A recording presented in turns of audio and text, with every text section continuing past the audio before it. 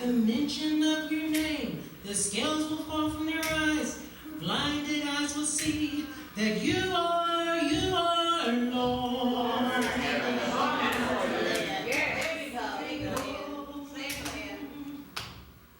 So at the mention of your name, the scales will fall from their eyes. While blinded eyes will see that you are Lord. Lord. Jesus, you are Lord.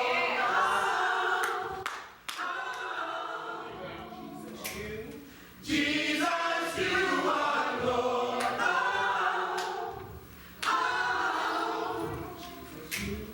Jesus, you are Lord.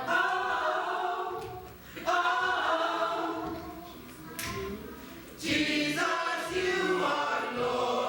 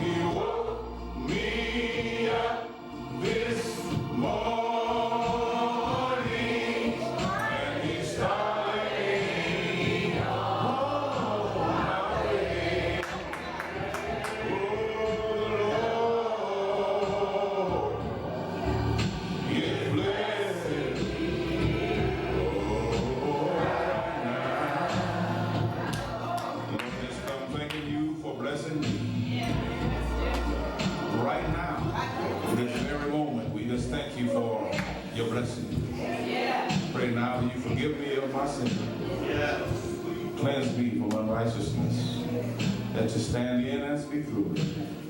Let the words of my mouth and meditation of my heart be acceptable in thy sight.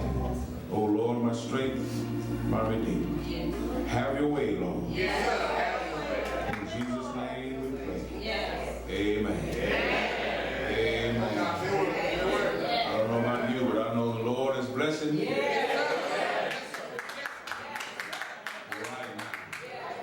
Amen. To the deacons and to the preachers, Reverend Chandler, Reverend Gibson, to all of you, Mount Olive family and friends. It's good to be here on another Lord's Day. There are many that were here last week that left us yesterday. Some 26 or some, was it 20 in Texas and 9 in Maine. And 3 or 4 in Gilroy the other week, California. But the Lord have allowed us to see another day. Yes. We don't know again what we will die of or how. But it's important to know who we're dying. We all have to die. And we pray that the Lord would spare us from that kind of tragedy as a church, but we're not guaranteed. Because for so many years we didn't have to worry about a tornado. We did, but we didn't, because they would all turn north or south, 6 or 7 miles from Richmond. And then all of a sudden, here it is, blowing air conditioning off of the mall out onto 40. Crashing down glass and windows and roofs and cars being damaged. And that was just a 0 rated tornado. Can you imagine the 2 or 3? The 0 did that much damage here. But in spite of all that, the Lord is blessing. Don't want to hold you long. We do have to come back for communion at 5 o'clock. If you're saved, we expect to see you at 5 o'clock. Matthew 27:24. Matthew 27:24. Matthew's in the New Testament. First book of the New Testament. Good to see you, Sister Cook. You fancy. Good to see you, Sister Cook. Amen. Good to see you, man. That's all right, see? All right. Yeah. Matthew 27:24. Amen. Matthew 27:24. So when Pilate saw that he could prevail nothing, Sylvia Page is turning our way.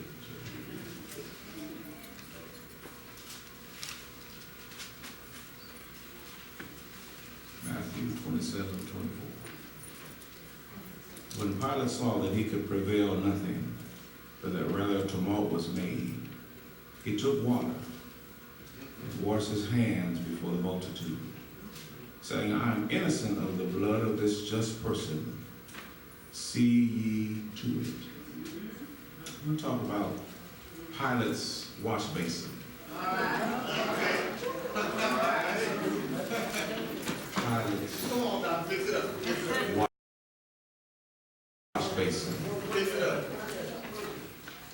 We are by nature collectors of both tangible and intangible things. Wow. On the intangible side, we are collectors of ideas. We are collectors of habits. We are collectors of experiences. And the list is too long to finish. But on the other side, most of us have traveled to some distant city or country at some point in our lives. And in our traveling, we brought back keepsakes and mementos or souvenirs. Yeah. We cherish and care for these souvenirs because they remind us of those coveted experiences that we've had. especially if we feel that we'll never see that city or country again. And I praise the Lord for my experiences of travel. I have, as many of you have, keepsakes and great memories from different parts of the world. I haven't been to many places, but I've been to Puerto Vallarta, Mexico, where I caught Montezuma's revenge. The last day, drank some coffee from a restaurant next to the hotel and forgot about the water. So I lost about 15 pounds in a week. I might have to get some more of the water. But there's places like Labadee, Haiti, Ocho Rios, Jamaica, Cozumel, Mexico, and the Cayman Islands. Then I have keepsakes from several states within the continental United States. We traveled across the country several years ago and got refrigerator magnets, and keychains, spoons, small teacups. And in Nebraska, I never shall forget, I got a paddle.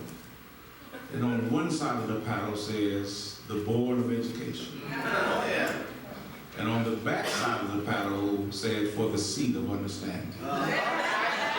Amen. I use that to raise my kids. It came up missing one day.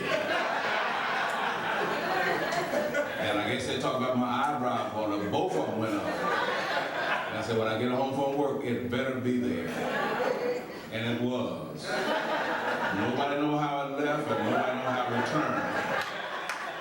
But my paddle was in the house.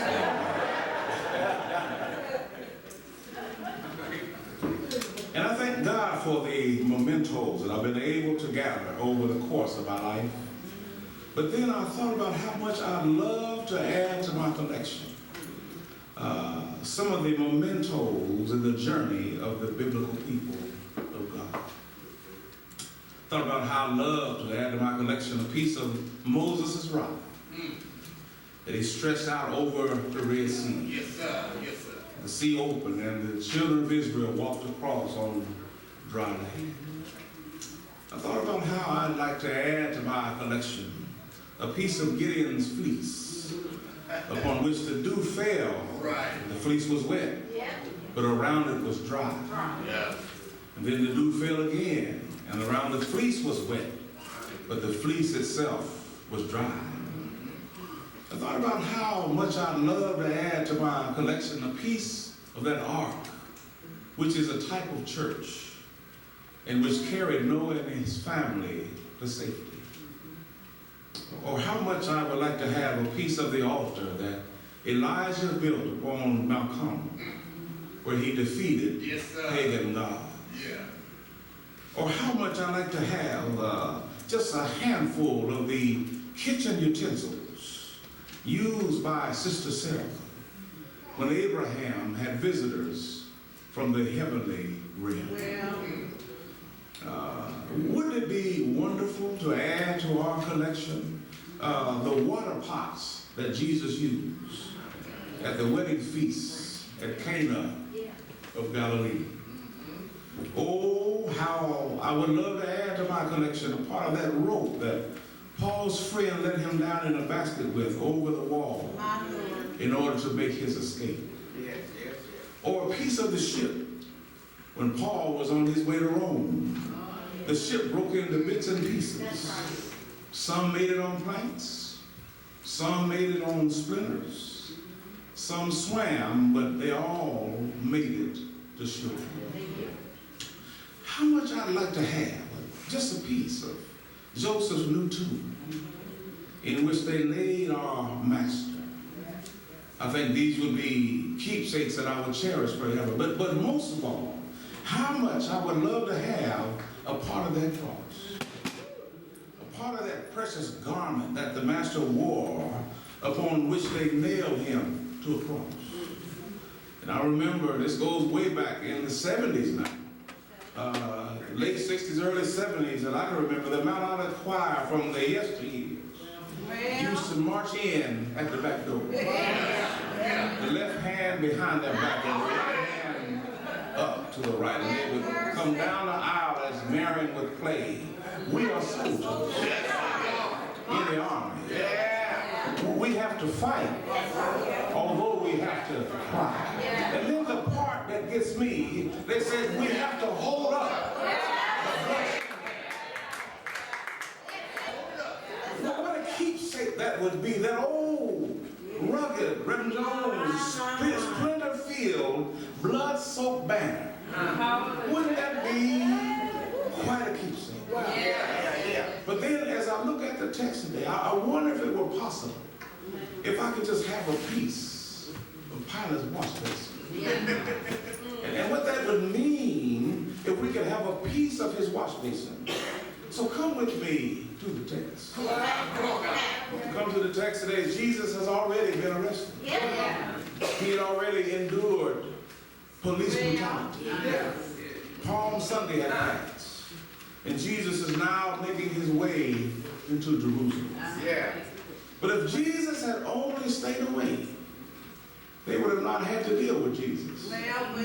If Jesus would have only stayed away, the city would not have been divided. If Jesus would have only stayed away, perhaps Pilate would not have found himself dealing with the pressure of making a decision that he was uncomfortable with.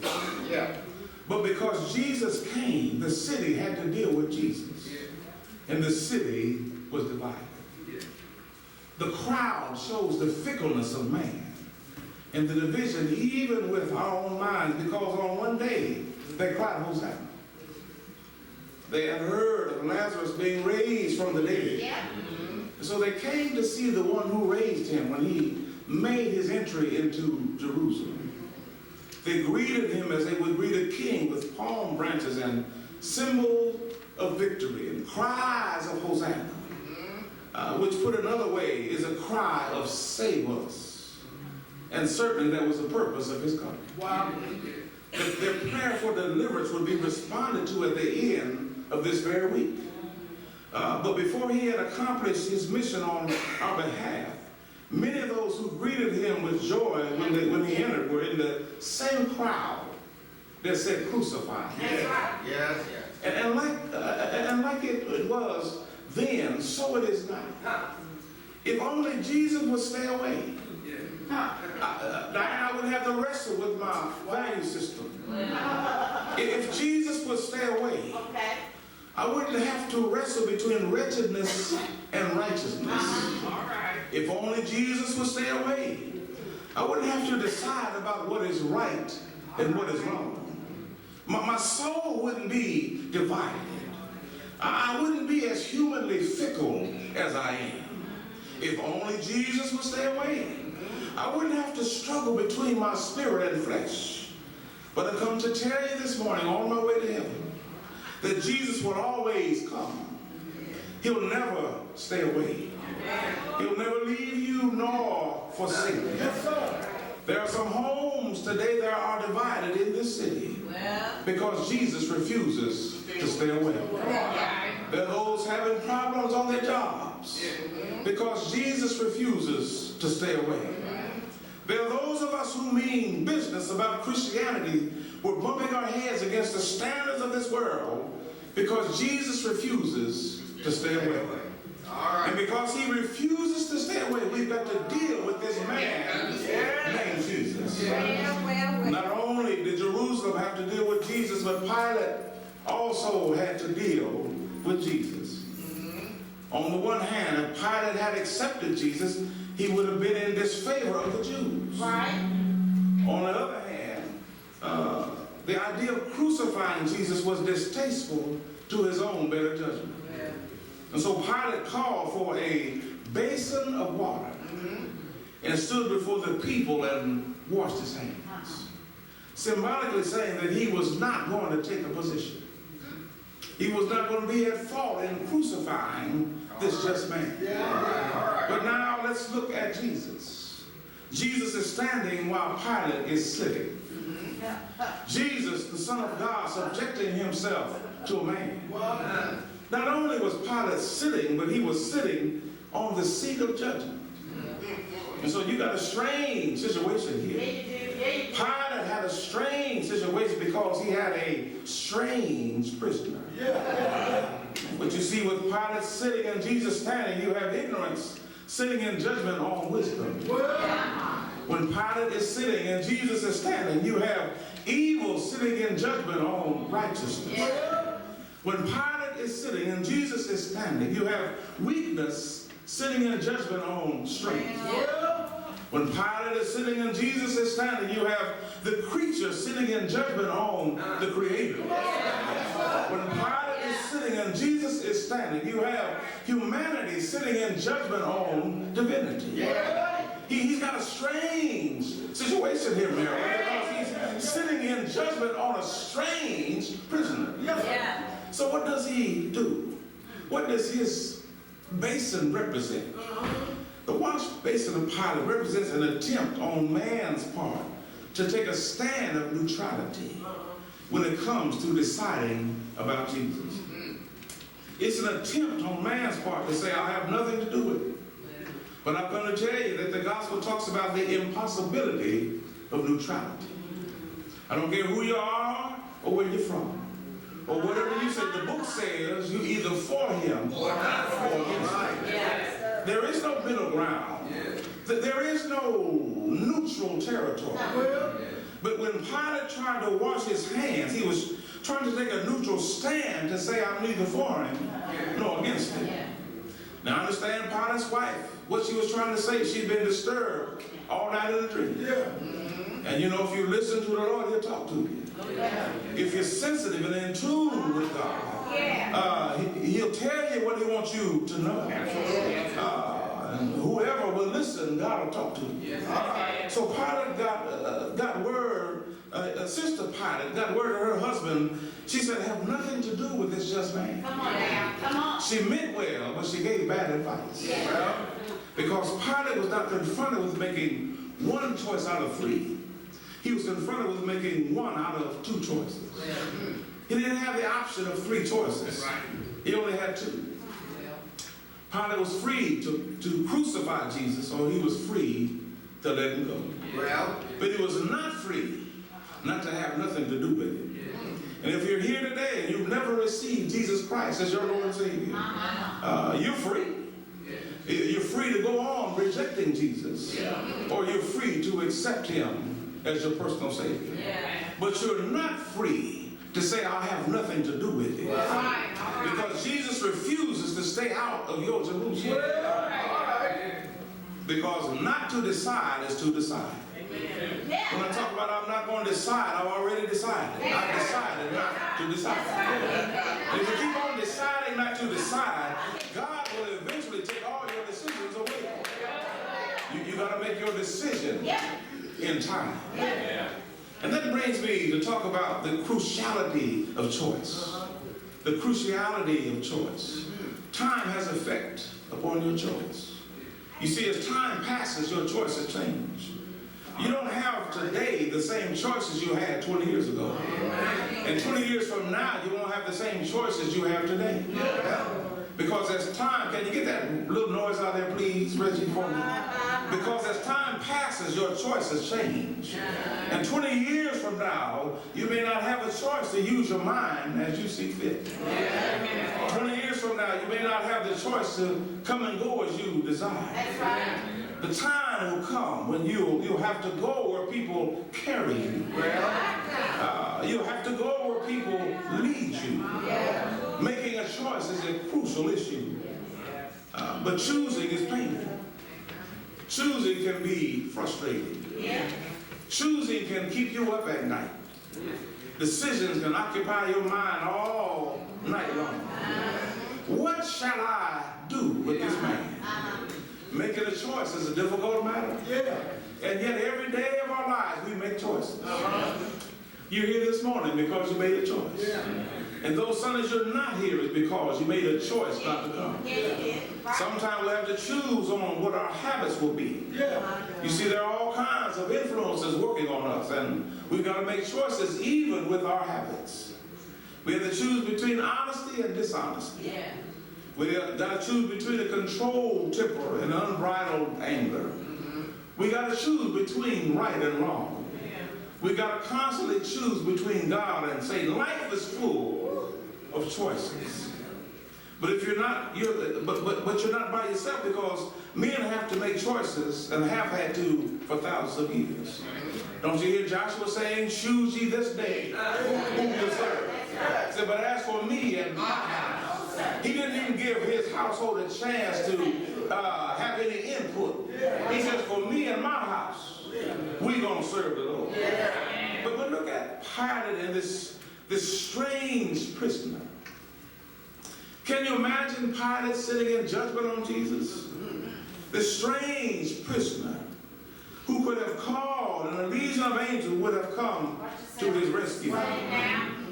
Look at Pilate sitting in judgment on Jesus, the one through whom all things were made. And without him, nothing was made that was made. He was in a strange predicament because he had a strange prisoner. And verse 24 says that when Pilate saw that he could prevail nothing. Let me read it in the New Living Translation. Pilate saw he wasn't getting anywhere, and a riot was developing. So he sent for a bowl of water and washed his hands before the crowd, saying, "I'm innocent of this man's blood. The responsibility is yours." So we usually see what we want to see. I've discovered that you can't show a man what he won't see, because he'll play crazy and act like he don't know what you're talking about. And one of the main ones in church is, "Will a man rob God?" So I said, "Who, me?" Knowing good and well they ain't tithing. But you can't show a man what he don't want to see. And we usually see whatever we want to see. Pilate's problem was he didn't want to see. He was looking for a way out. And whenever you're looking for a way out, you'll find what you're looking for. You see, that's what caused Peter to deny Jesus. Peter started dropping back and dropping back and dropping back. And his dropping back enabled him to eventually deny Jesus. Because distance makes denial easy. The further you are away from something, the easier it is to deny that something. I think Peter would have had a harder time denying Jesus had he been a little closer. That's why some people have no problem coming to church until Easter. Because they've dropped back. And denial has become easy. Because there's so much distance between them and the church. That brings me to the point of the disastrous results of seeking the way out. Easy way out. A lot of people, especially in school, want to see their way through. I'm not talking about seeing with the eyes. I'm talking about a see. They say, "I don't want to burn the midnight oil to make A's and B's. I just want to see my way through." I don't want to graduate magna cum laude. I just want to graduate thank you, Lord. They're looking for the easy way out.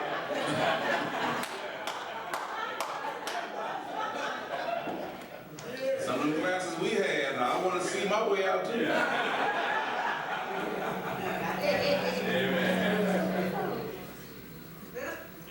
That's why we have so many people in our churches who are constantly around on the periphery because they're looking for the easy way out.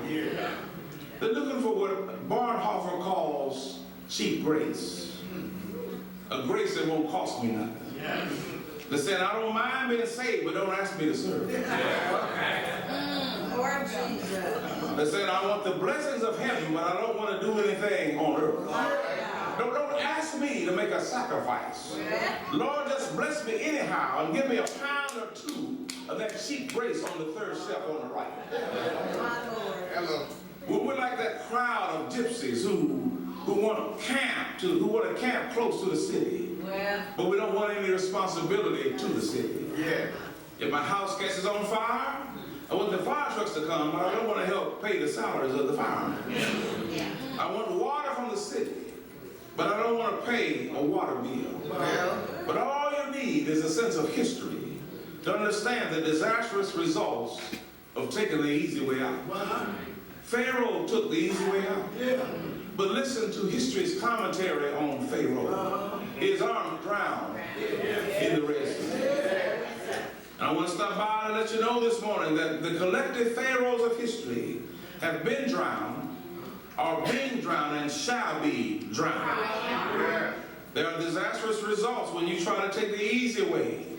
Well, David tried to take the easy way out, and in doing so, he says that he lost the joy of his salvation. Solomon took the easy way out, and his wickedness overcame his wisdom. Absalom took the easy way out, and the commentary is that he was left hanging by the locks of his hair. You got to be careful what you get hung up on. Some people have a lot of hang-ups, but you got to be careful what you get hung up on, because you may get hung out on your hang-ups. Absalom was hung up by his hair. He had beautiful, long, thick hair that the women would run their fingers through. But in the crux of the battle, he got hung out on his hang-up. All because he decided to take the easy way out. Satan tried to get Jesus to take the easy way out. After being baptized in the river, immediately he was driven out into the wilderness. And Satan tried to get Jesus to take the easy way out as Jesus wrestled about what his ministry would be all about.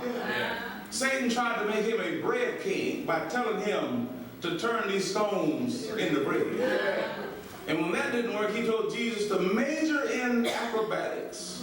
Jump down and do something spectacular and sensational, because folk always come to see a show. But whenever you take Satan's advice, you always fall down to what he has to give you. He says, fall down from this mountain and I'll give you all you can see.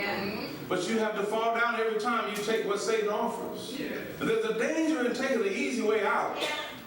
And the text lets us know that. I want to encourage you not to be so hard on Pilate. I know he was wrong. I know he tried to take a stand of neutrality. We know that wasn't the right thing to do. But the reason we ought not be too hard on Pilate is because Pilate is kinfolk. There is a little Pilate in all of us. There is some Pilate traits that we all possess. Because we too have tried to take a neutral stand on Jesus. I heard his wife say, have nothing to do with this just man. And then Pilate called for water. Now there are a lot of things that water can do. Water can clean your hands. Water can cleanse your feet. Water is good for refreshing your body. But there are just some things that water can do. Water can't redeem your soul. Water can't wash away your sin. The hymn writer had the remedy when he says, what can wash away my sin? And the answer came, nothing but the blood of Jesus. What can make me whole again? And the answer came back, nothing but the blood of Jesus. Pilate could have done something, but he didn't have the backbone. He didn't have the fortitude or the courage. So we ought not be too hard on Pilate because he's part of our blood. Somebody want to know, well, where is Pilate's wash basin? Because we all are collectors. And I stopped by to let us know that every one of us has a piece of Pilate's wash basin. Pilate's wash basin is at my house on University Boulevard. It is at your house wherever you live. And we use his wash basin every time we make excuses for not doing what we ought to do. Every time we make excuses for falling short of our responsibilities, we're using Pilate's wash basin. Every time you refuse to give out of that which God has blessed you with, you're using Pilate's wash basin. Every time you're asked to serve, but you come up with an excuse to not serve, you are using Pilate's wash basin. So you don't have to look for an excuse, because an excuse is always lurking around, just waiting for somebody to use it. Remember Jonah, how he tried to flee from the presence of God? He didn't have to look for a ship. He just found a ship that was already waiting for him. And whenever you think you're leaving God, you go down.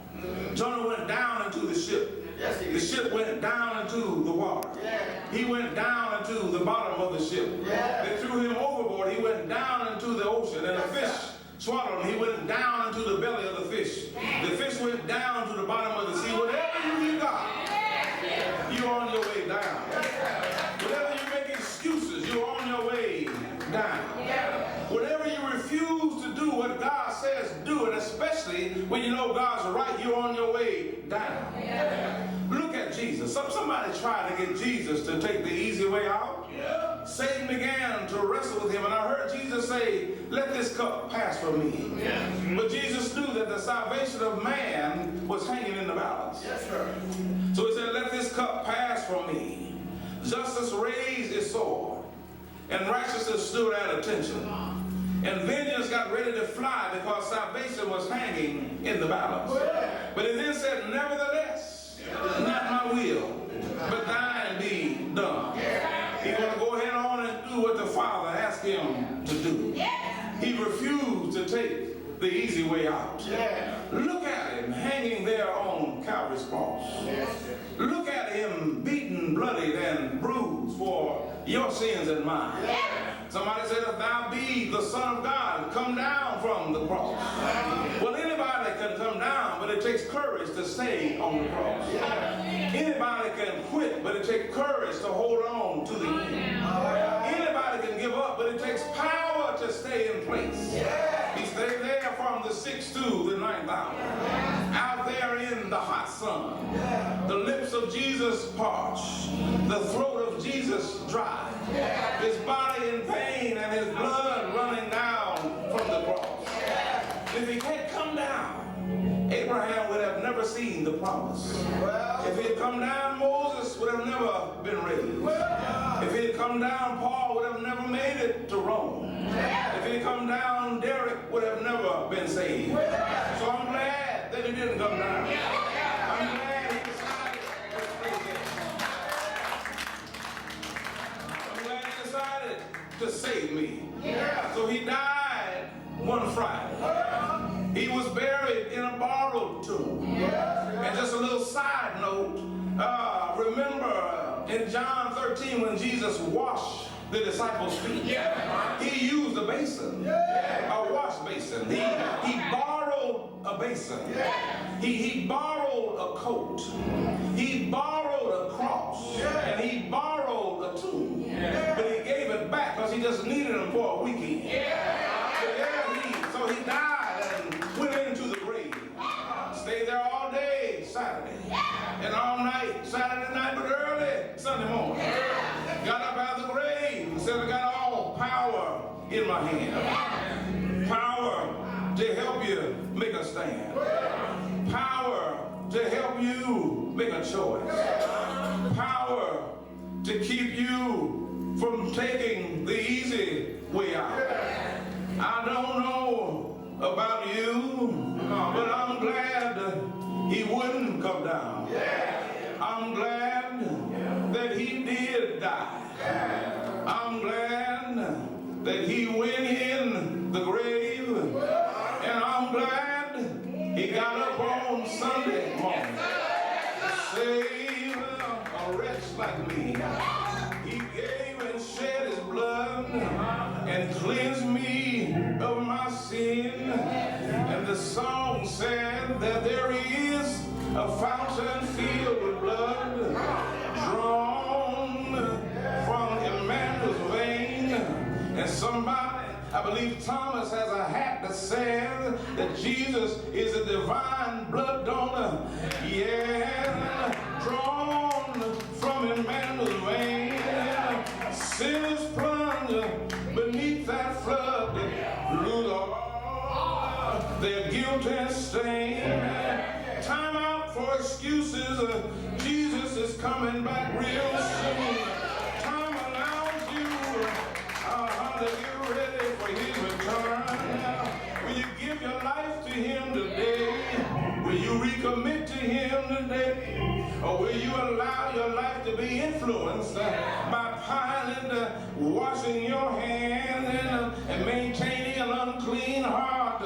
Now is all you have. Now is the time of salvation. You don't have tomorrow. You don't have this evening. You don't have next week. What shall you do with this man Jesus? What are you going to do? Are you going to walk out the door? Are you going to allow him in your heart? Now,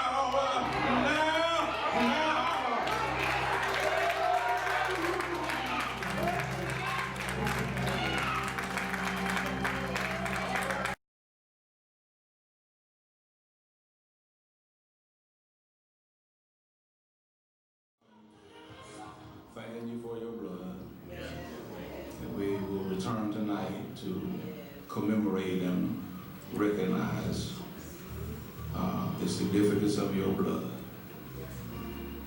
We don't know how red blood can take black sin and wash it white as snow. We have no idea. But all we know is the blood still works. Many things that we've said often, that we have, in some cases, brand new items and appliances that we have for a long time. And they finally give out and we have to repair or replace them. But your blood still works, even after 2,000 years. And we thank you that you are the divine blood donor. You have enough blood to save the world. We thank you for the blood that was shed on Calvary.